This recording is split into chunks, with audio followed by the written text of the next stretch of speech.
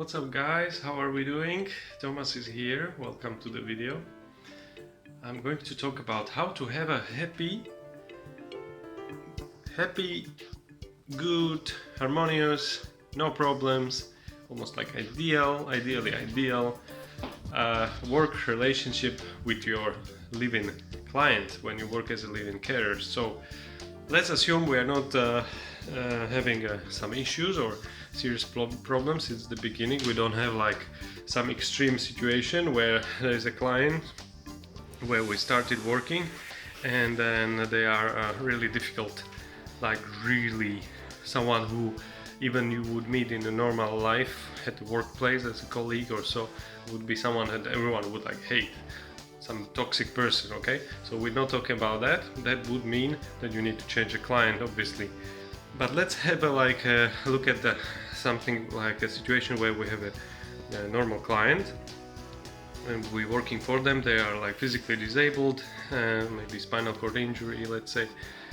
And what do we need to do in order to have no issues, no problems, and smooth stay always when we work with this client?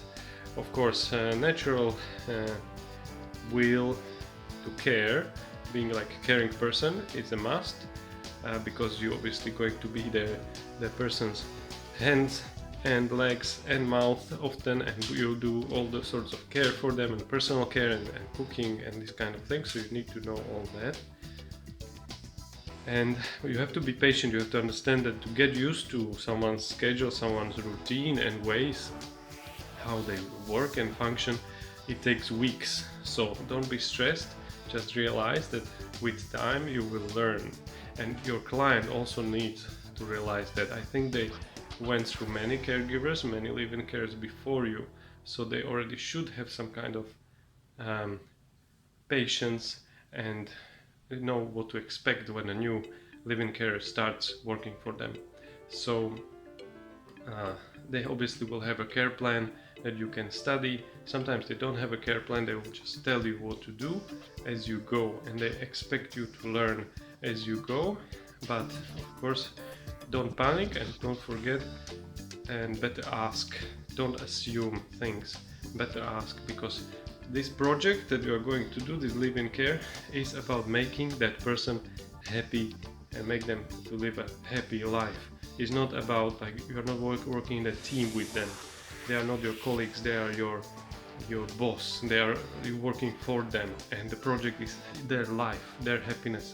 So you don't try to improve, to change, to do things your way, but everything has to be done their way, the way they like it, and that's your aim. That's what you're doing there. That's what you're supposed to do there. It's not to come with ideas, solutions, options, and try things. Okay, they already tried before. Trust me, since they ended up in this position where they require live-in care, and they know what works for them now. So you do fulfill these things, these tasks, and everything you do for them to the standard and in a way that they want it. Okay. So also I don't recommend to get in any kind of relationship like relationship like a love or this kind of relationship with the client. Yeah, most of the live-in carers are females, and most of the clients are actually male, but there's also females, and everyone prefers female carers. So it might be tricky, especially if you are a woman and we are working for a guy and he's still in that need, you know what I mean. But I don't recommend you to get into that because it will complicate things. Same for guys. If you have a female client, it will complicate things, and he will give these people hope in this matter, you know, and hope for a relationship, for marriage, and or they will become vulnerable even more because they might be exploited, or they start giving you gifts and this kind of thing. So don't go into that, it's not worth it. You want to be professional, you're getting your pay and you have to provide the best job, but you know, they must understand that there is also another carer who will come one day when you will leave, and who will also be great, and you are not the best in the world. There will be another best person, and they shouldn't get attached to you too much. Okay, so you need to have humor. You need to be funny and not stressed. Okay, don't stress. You might feel stressed, especially at the beginning, being there above the bed of the client in the morning. It's very early, you just woke up. Come down to the client, to their bedroom, but be presentable, okay? Brush your teeth and don't wear pajama. Have some standards, okay? Don't make them feel like unpleasant, like your breath or things like that. Wash your hands. If you smoke, wash your hands after you smoke, because it's not nice being touched by smoky hands that stink of cigarettes.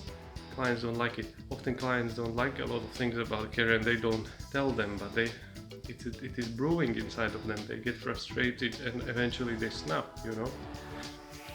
So you be nice, like if it was, you know, someone caring for you, what would you expect?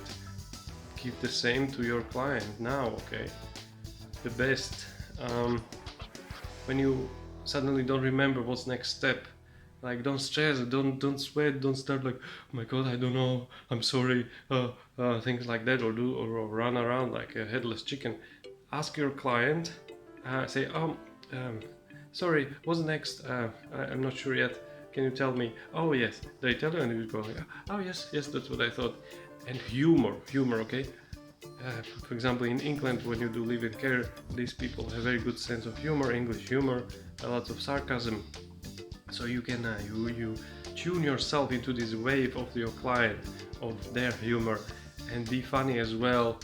Once you relax, it might take a few weeks. At the beginning you're not exactly yourself, because it's a new job, new person, new circumstances, but later, you know, get relaxed, take it easy, have fun, have jokes, ask client, how are you doing, how was your night, did you sleep well, what was on television. Don't just talk about yourself. It's often these carers just talk about themselves, like client asks you something, because clients are very polite, they want to start the conversation, and then you just talk about yourself. Well, it's okay, you talk about yourself, but also ask them questions. Don't be just like this one-man show, you know. It should be a one-man show, but the other way around. It's all around your client, okay? So these kind of things. Sleep plenty, rest plenty. If you feel like you need a power nap, have a power nap. Don't be tired in front of your client, because the worst thing, like you're with client and you start yawning, or you put your head like that and you are like tired.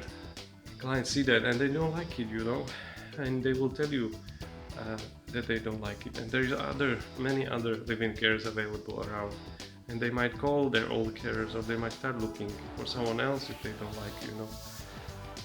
So you be the best you can, be professional, have fun, don't take it too seriously, do everything the best, the way the client wants it, follow their care plan, and you should be fine. And if you have any more questions and any ideas, any comments to this, then comment below the video. Share it with your friends, give me a like and subscribe to my channel. This was Thomas, and thank you very much and have a great day.